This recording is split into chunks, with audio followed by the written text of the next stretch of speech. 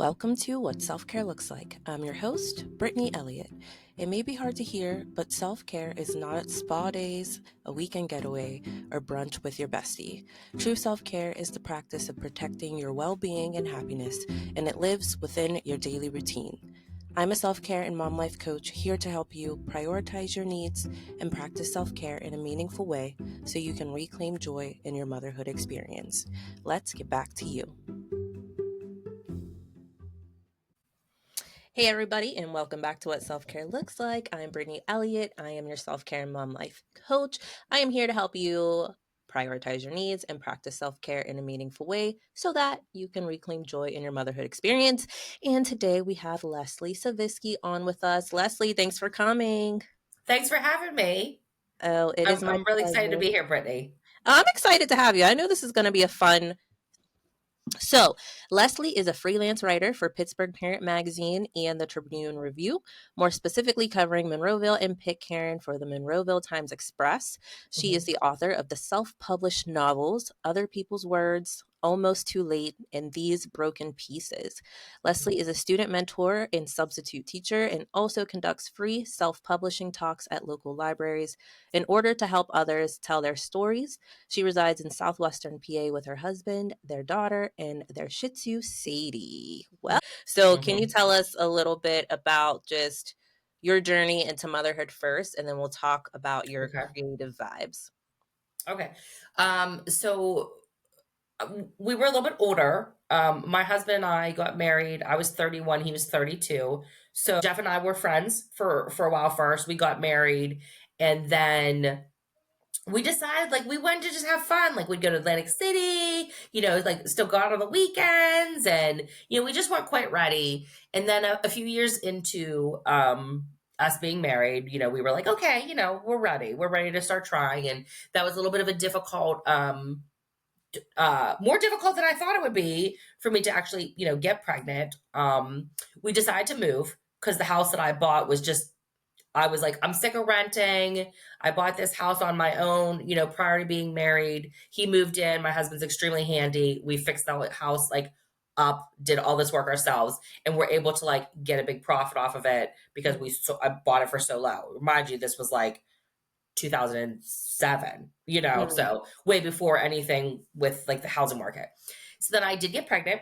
A week before we were moving to our new house, and exactly one day before our 5-year wedding anniversary, I had a miscarriage and lost the baby.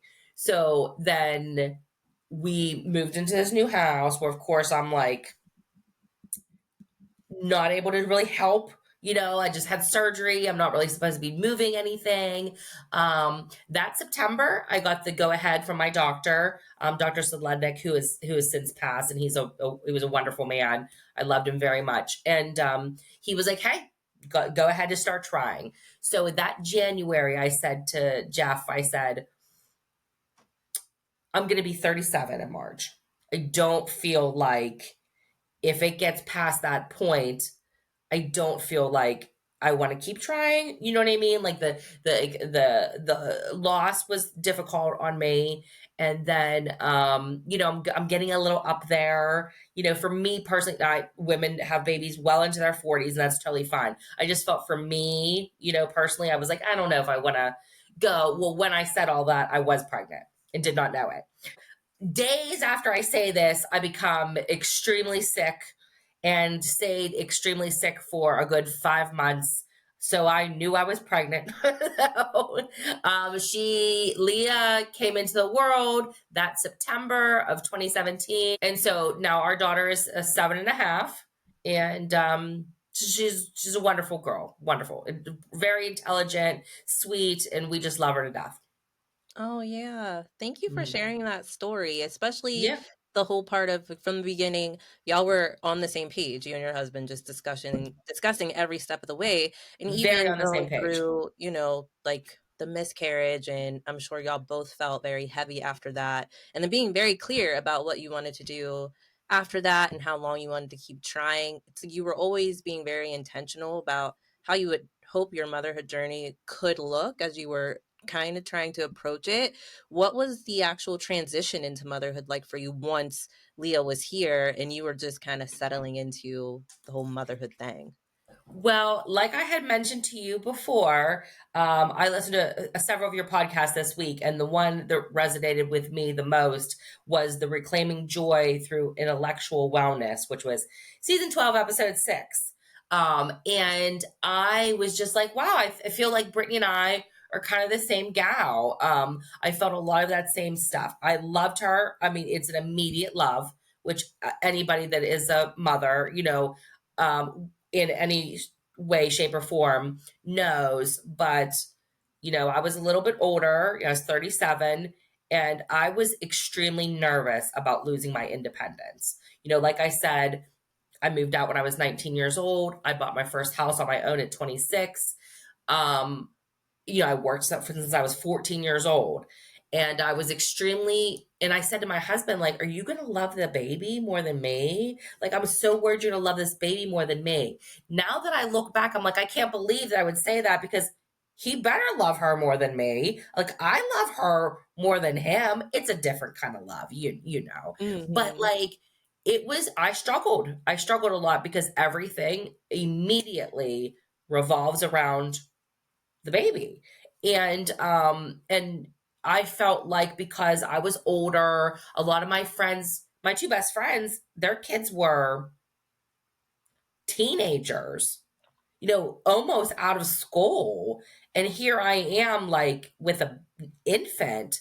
But I do feel like I immediately lost a sense of self. I loved her, but I definitely had postpartum depression. And I definitely felt like a loss.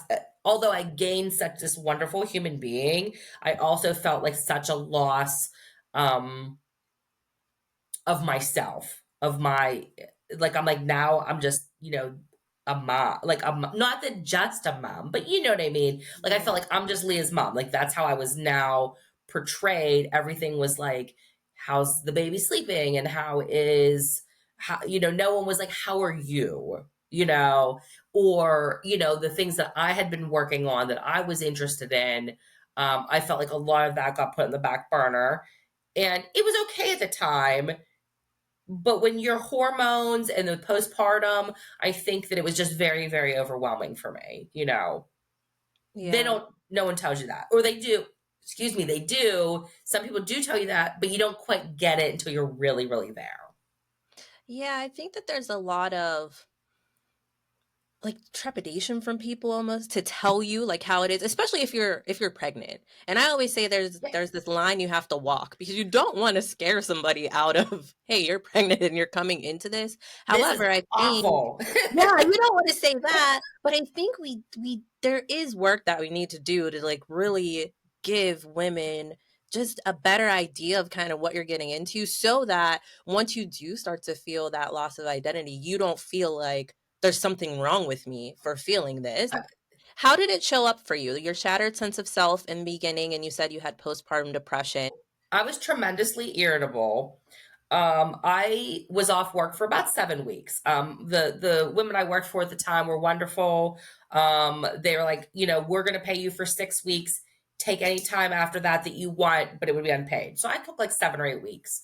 My husband was working a lot, and he would be gone. He worked 10-hour days, an hour drive each way. So it's like a 12-hour day. So I did rely on a lot of help from, my parents, my in-laws, specifically my mother-in-law and sister-in-law, because my sister-in-law is a nurse, um, friends.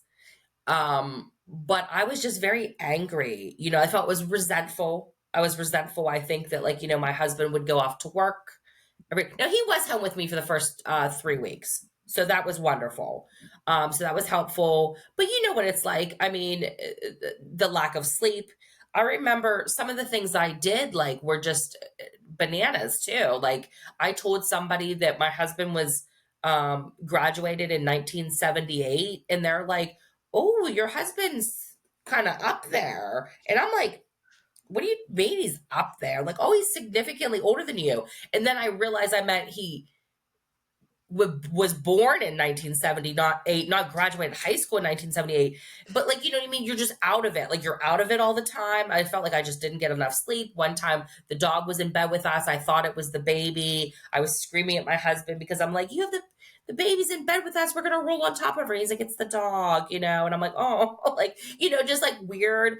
So we actually did go see somebody, and it was really about me. Like, I just needed some validation that wasn't this wasn't abnormal. I wasn't like losing my mind. I wasn't, because like I'd be holding her and I'd be like, am I gonna drop her? And I loved her so much. It wasn't about that. It was just more about like me. I was just really struggling. And I would say mostly like I cried a lot. I was irritable a lot. He'd be gone. I'm resentful, but of course he has to work, I felt like I was doing everything myself, which I wasn't, but it does feel like that, especially when you're breastfeeding.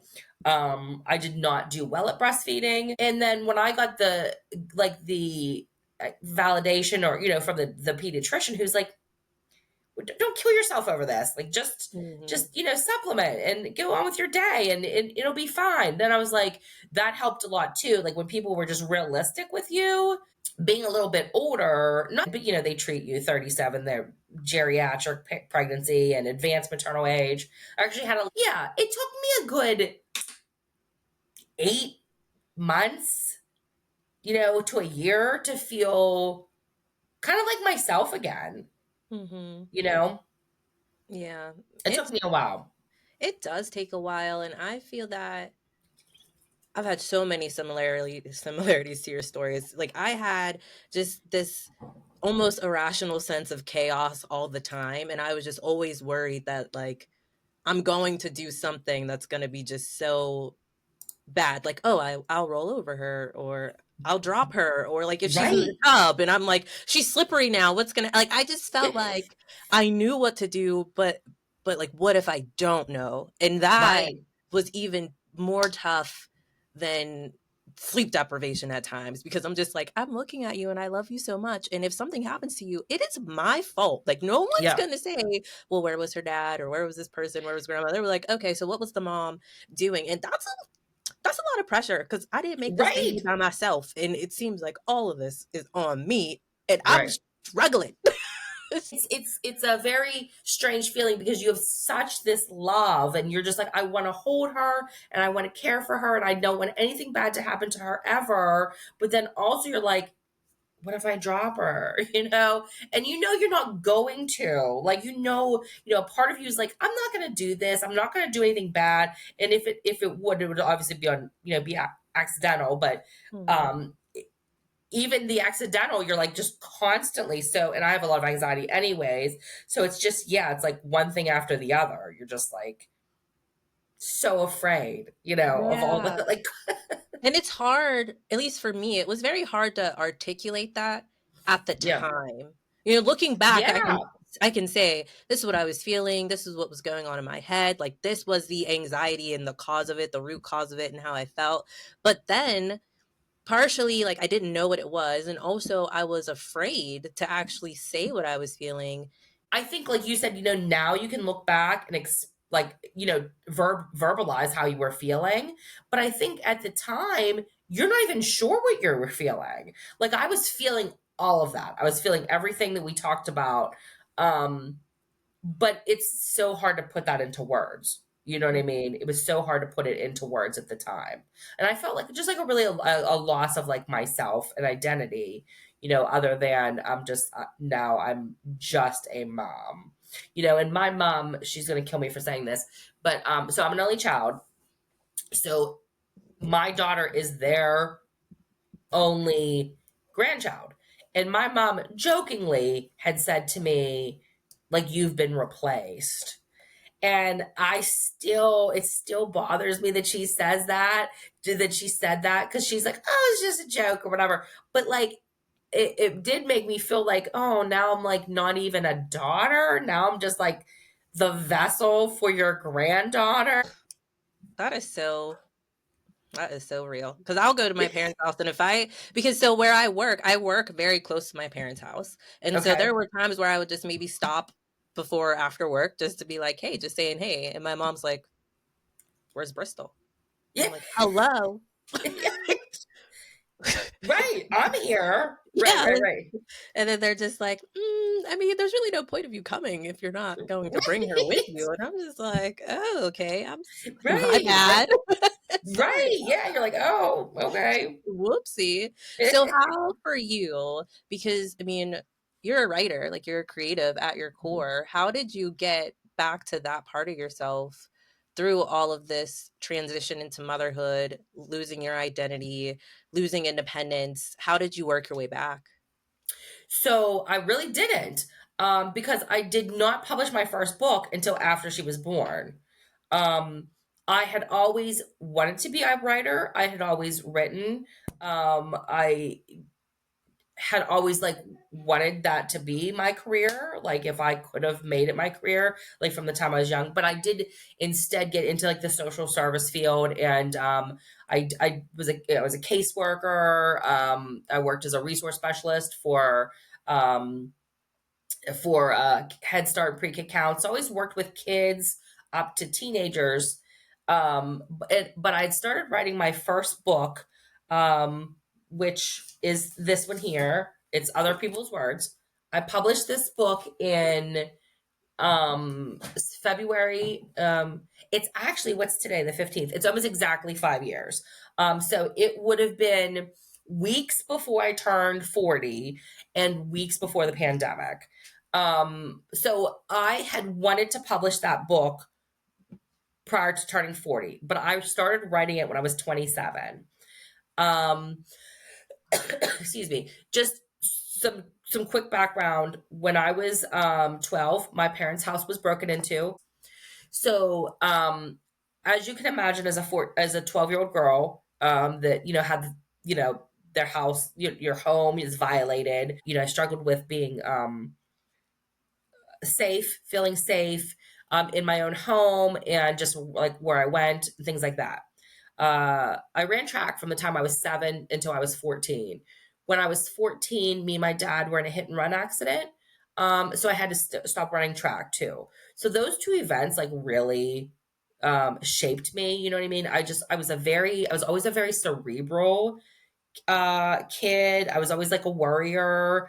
But I think those two events like really just like exacerbated all of that. Fast forward to when I was in college, I lived by myself, and my neighbor broke into my apartment on Christmas. So, all of those feelings from when I was little that I was finally like, I'm independent, I'm doing this on my own, I'm working full time, going to college full time, living on my own, like it was all erased. You know what I mean? I had so much like PTSD and anxiety from that once again. Hey, it's Brittany here, your host of the show, and I'd like to invite you to grab your copy of my book, What Self Care Looks Like. It's the roadmap for working moms who want to prioritize their self care and rediscover the joy in their motherhood experience. It's a must read for any mom who has felt lost, unseen, or unsure along her motherhood journey. Buy it today at www.whatselfcarelooks.com.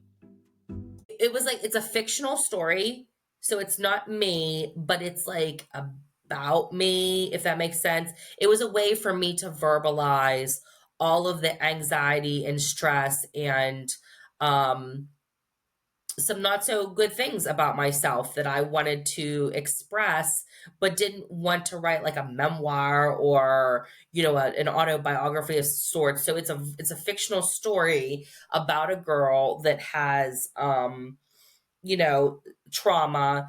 And I think one of the things that was hard for me is because this person that broke into my apartment had a laundry list of criminal charges, and I felt that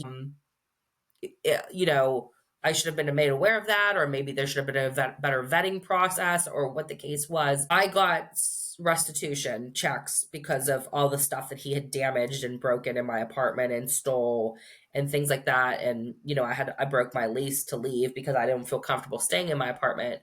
Um, he, I always knew when he was in jail because that's when I'd get restitution checks. And so it almost like just was like this, it was like psychological torture for me because I'm like, is he in jail? Is he not in jail? Is he out? I was unable to get they denied my PFA against him because he had served his time and they said that he was no longer a threat to me. Writing was my outlet, when I would get those little checks. And it was almost like, I mean, what am I going to do? $3? It was almost like more of a reminder about what he had done. So I wrote this book and it was my way of, I had no intentions of doing anything with it. But then I finished it and I was like, maybe I would publish this just as a personal accomplishment. You know what I Mm-hmm. mean? And then I got such a positive response that I wrote two more. And I was like, this is always what I wanted to do.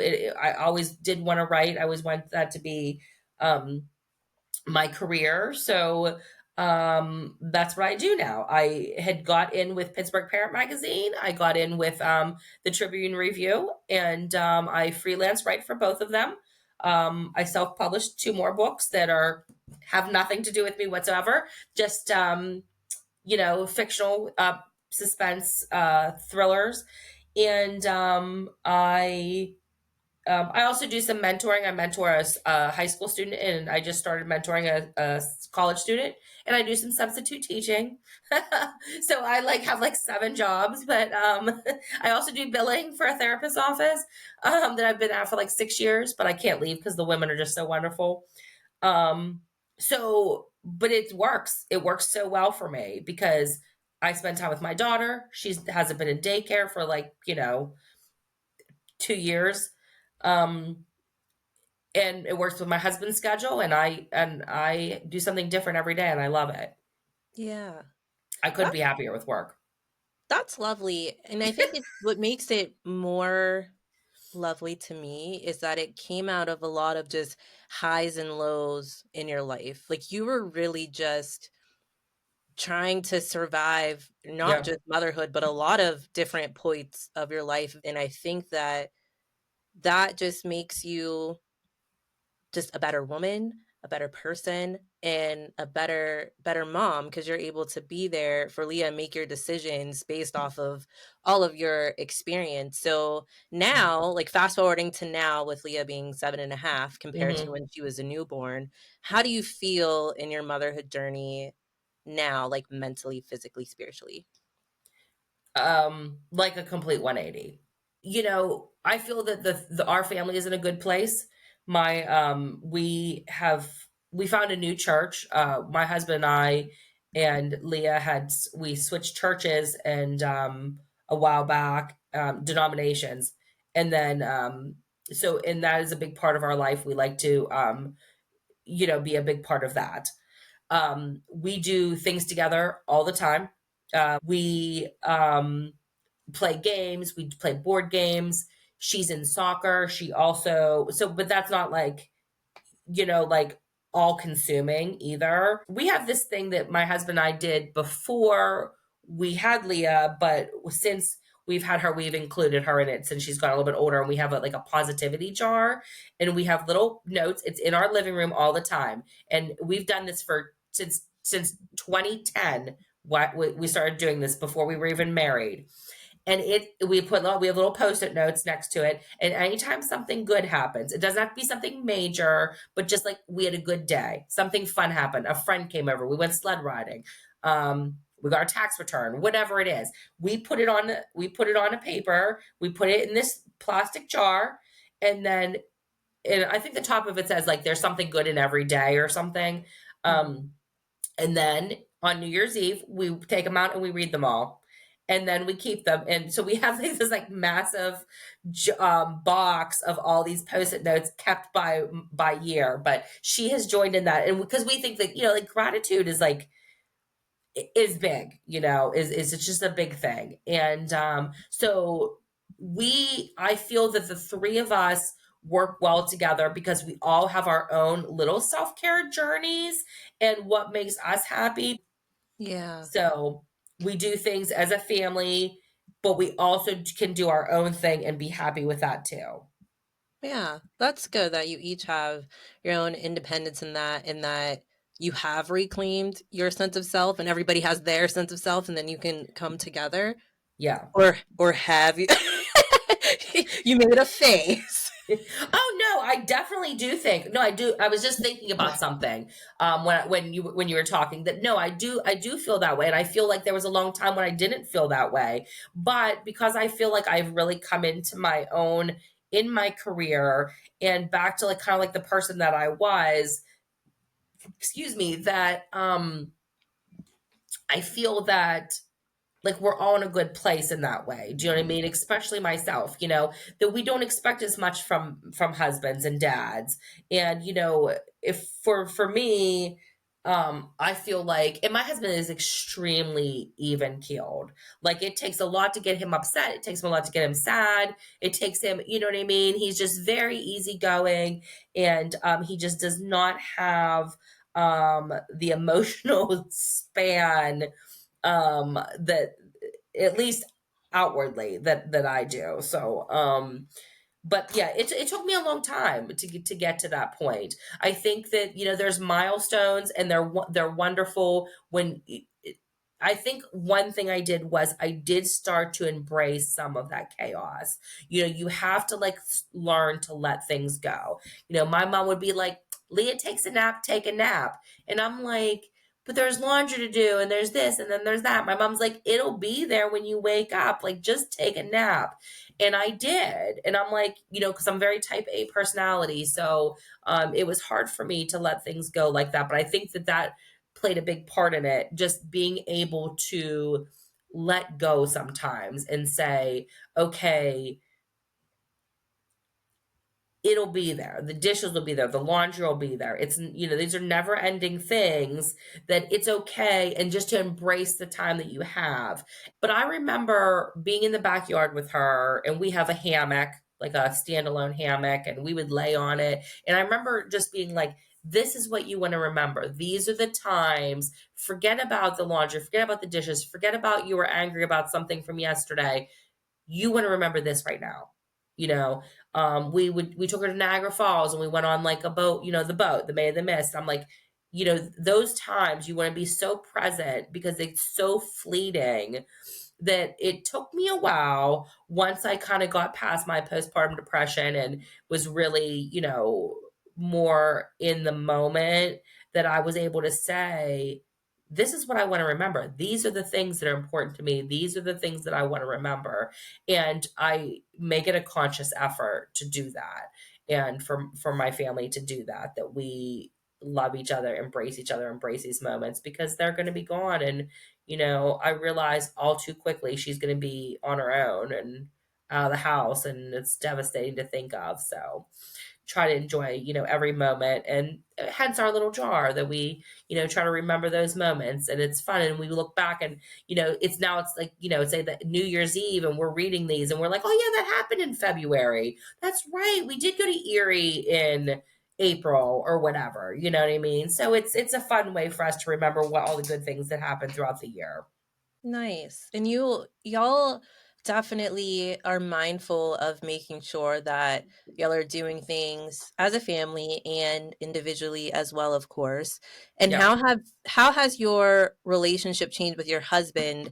More specifically, like how do y'all still make room for each other and prioritize your relationship in all this while being parents and working, and you're publishing books and doing all these just Mhm. amazing things separately and together? How do you just make space for the relationship? Well, I think that we take time, daily, to at least talk to each other about something um that's on our minds. You know what I mean? Like there's a lot of chaos, and I mean, I'm like, we have one kid and it's chaotic. I don't know how. God bless these people that have, 5, 6 children, in this day and age, and everybody works. But we do. I do feel like we find time every day to at least send a text, or how are you doing, or my husband's having some trouble at work, or something came up, and we take time. And I read this a while back too, which I borrowed from somebody else. That's like, when somebody's venting to you, you say like, do you want advice, or you just want to vent? And I think that's good. From the beginning, I know what my expectation is, and also the same way. We try to stay away from electronics. Obviously, we sit and eat dinner together as a family every night. We are very fortunate that all four of our parents, we are very fortunate that they are in very fairly good health for their age, and have been retired for all of them for quite some time. And they are always willing, on the weekends, to take Leah if we want to go, out for the night, or just we watch a movie or something like that. She loves spending time at her grandparents' house. She's kind of getting to the age now too where she wants to have sleepovers. She's had a couple at our house. She's been to a sleepover where that gives us time to do like a bigger thing, like maybe once a month or twice a month we go to dinner, just us, or whatever the case is. But also on a daily basis, making sure we at least connect. Yeah, that's good. That's Yeah. very good. Just feedback for just all of us who are navigating our relationships and mothering and working and Yes, right. all the Well, time. It's busy just, women are busy women. We're constantly doing stuff. yeah, yeah. So just taking a beat and focusing on the things that are just important, just Yeah. what's important to you. And if it's important to you, I think you'll make space for it and do the things that you need to do. And before I let you go, because I want to talk to you forever more, but we can't.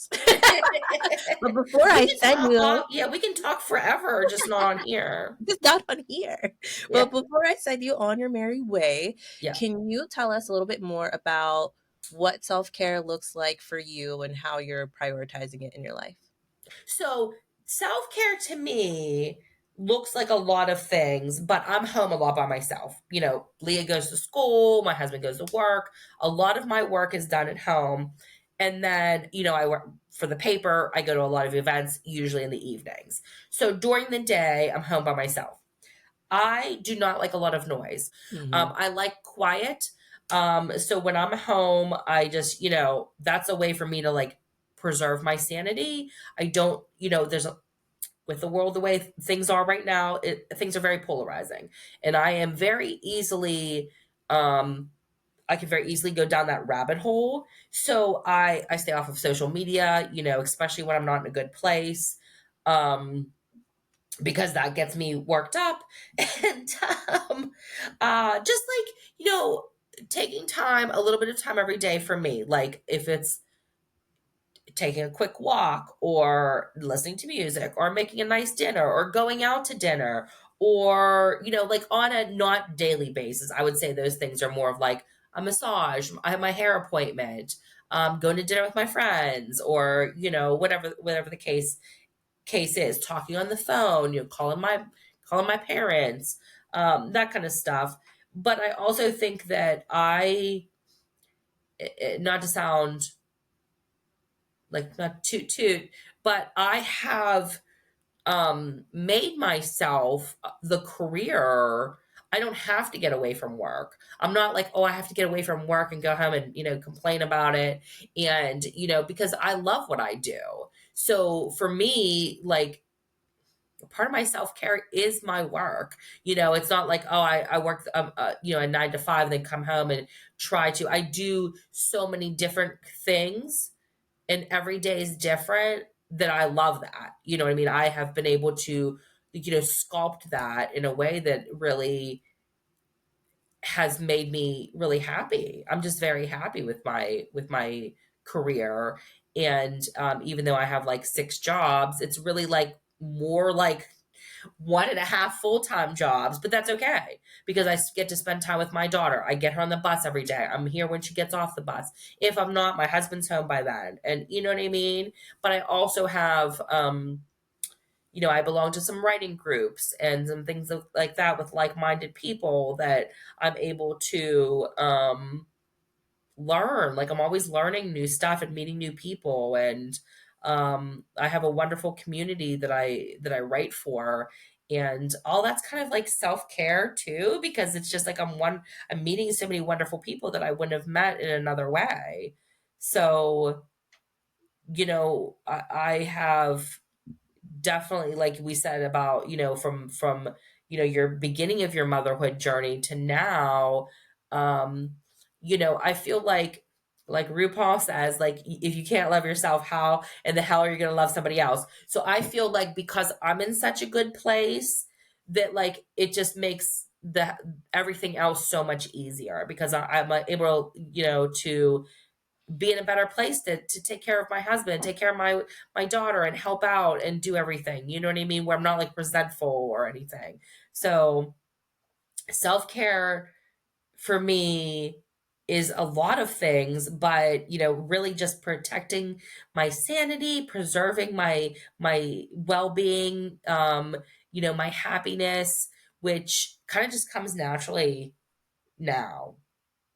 Yeah. And I think you should toot for that, Leslie. Like, Yeah, do you remember yourself back in the day? Like, your past self is probably like, whoa, look at all the things that we were able to accomplish. Being yeah, happy is a big deal. Like, there are yeah, plenty of people walking these streets that their biggest problem is that they are just not happy and they yeah. cannot get their hands around joy. And you've created a system and a life that just really pours into you, and you help other people. You can pour into me and, bring me on your journey with you. And I think that, especially as women, we should definitely toot more and Yeah, just be yeah, that's true. not so much. Oh, well, thank you.